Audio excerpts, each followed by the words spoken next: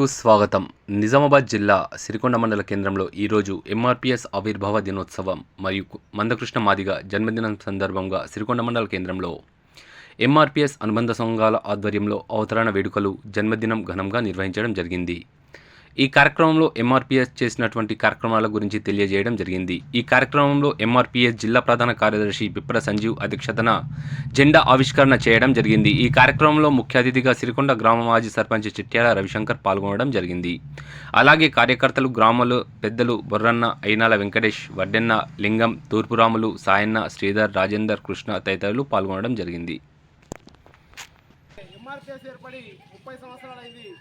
MRPS ఏర్పడింది కేవలం Madiga reservation, Madiga హక్కుల కోసం, మాదిగలో జరుగుతున్న అన్యాయాన్ని నిర్మూలించడానికి శ్రీ గౌరవశ్రీ మందకృష్ణ మాదిగ నాయకత్వంలో 1994 జూలై 7వ తారీఖున ఈదుమూడి అనే ప్రకాశం జిల్లా ఈదుమూడి అనే గ్రామంలో ఏర్పాటు చేయడం జరిగింది.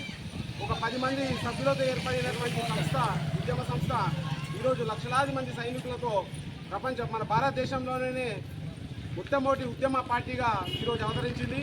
ఎంఆర్పీఎస్ ఒక పిలిపిస్తే భారతదేశం మొత్తము ఎంఆర్పీఎస్పై పిలిచే విధంగా ఎంఆర్పీఎస్ ఈరోజు ఏర్పడడం జరిగింది.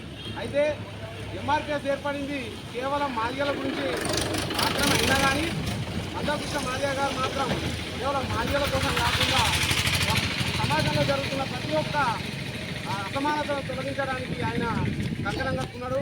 నిజంగా చెప్పాలంటే ఈరోజు ఆరోగ్యశ్రీ రావడం అందరూ అనుకుంటారు, మన గారు ప్రైవేట్ అనుకుంటారు, కానీ ఆరోగ్యశ్రీ రావడానికి బలమైన కారణం మందకృష్ణ మాదిగ గారి ఉద్యమం. అది రాజశేఖర రెడ్డి గారే అసెంబ్లీ సాక్షిగా ఆయననే ప్రకటించిండు, ఎంఆర్పీఎస్ మందకృష్ణ మాదిగ ఉద్యమం వల్లనే ఆరోగ్యశ్రీ ఏర్పడిందని. ఒక విత్తు మనం నాటితేనే, విత్తనం నాటితేనే చెట్టు అవుతుంది, చెట్టు అయితేనే అది మహావృక్షంగా అయి పండ్లు ఆసి దాన్ని అందరూ ప్రజలు దాన్ని ఆస్వాదిస్తారు. అలాగే ఆరోగ్యశ్రీ అనే విత్తనాన్ని నాటింది మన మందకృష్ణ మాదిగ గారి నాయకత్వంలో ఆయన చేసిన పోరాటం.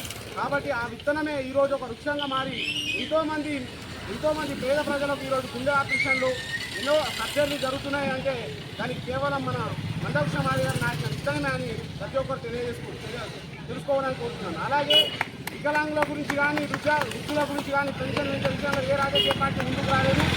కేవలం మందకృష్ణ మాదిగ గారే ఉప్పల్ మైదానంలో లక్షలాది మందితోని వికలాంగులకు 4,000 రూపాయలు, వృద్ధులకు 2,000 రూపాయలు పెన్షన్ పెంచాలని చెప్పేసి ఆ రోజు తెలంగాణ రాకముందే ముందే ఆయన ఉద్యమం చేస్తే, తెలంగాణ వచ్చిన తర్వాత ఆంధ్రాలో, ఇటు తెలంగాణలో కేసీఆర్, అటు ఆంధ్రాలో చంద్రబాబు నాయుడు మన వికలాంగుల పెన్షన్ మరియు వృద్ధాప్య పెన్షన్ పెంచింది. ఆ విధంగా ప్రతి ఒక్క విషయంలో సామాజిక అసమానతలో మందకృష్ణ మాదిగ గారి పోరాటం ముందుంది. కావున ఈరోజు మళ్ళీ మేము ఇప్పుడు కూడా ఒక తీసుకున్న వికలాంగుల 6,000 పెన్షన్ తెలంగాణ రాష్ట్రంలో ఇవ్వాలని చెప్పి అది ఎవరు ఏ రాజకీయ పార్టీ కూడా ఇంతకుముందు ప్రకటించలేదు, కేవలం మందకృష్ణ మాదిగ గారైనా ప్రకటించారు. లేదంటే రేవంత్ మేము ఇంటి ముట్టడిస్తామని కూడా ప్రకటించారు. ఎందుకంటే వికలాంగులు ఈరోజు చాలా అసమాజకు దూరం అవుతున్నారు కాబట్టి, వాళ్ళు చాలా ప్రాబ్లమ్స్ ఎదుర్కొంటారు కాబట్టి వాళ్ళకి 6,000 ఇస్తే వాళ్ళ కాలం మీద వాళ్ళు హ్యాపీగా నిలబడి బతుకుతారనే ఒక ఉద్దేశం. అలాగే వృద్ధులకు కూడా 4,000 రూపాయలు పెన్షన్ ఇవ్వాలని మేము ఒక స్టాండ్ తీసుకున్నాం.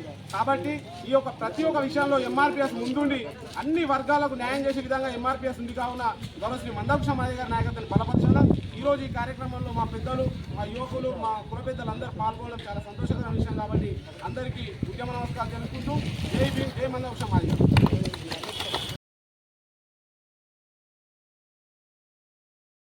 ఎప్పటికప్పుడు వార్తలను వీక్షించేందుకు Q9 న్యూస్ ని సబ్స్క్రైబ్ చేసుకోండి, లైక్ చేయండి, షేర్ చేయండి. విలువైన సమాచారాన్ని ముందుగా మీరే తెలుసుకునేందుకు బెల్ బటన్ ని క్లిక్ చేయండి.